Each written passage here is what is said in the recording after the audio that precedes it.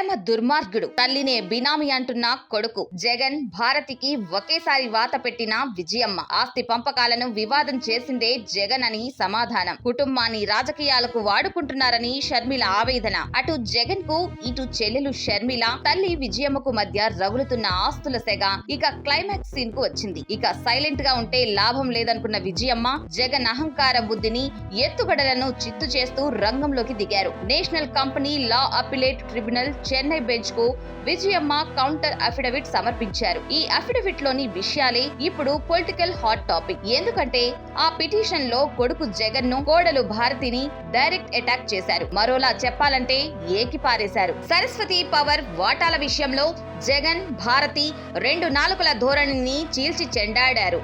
నిజానికి 2019 నాటి ఒప్పందం ప్రకారం ఈ వాటాలన్నీ షర్మిలకు చెందాలి. బట్ టెక్నికల్ రీజన్స్ కారణంగా ముందుగా విజయమ్మ పేరున ట్రాన్స్ఫర్ చేశారు.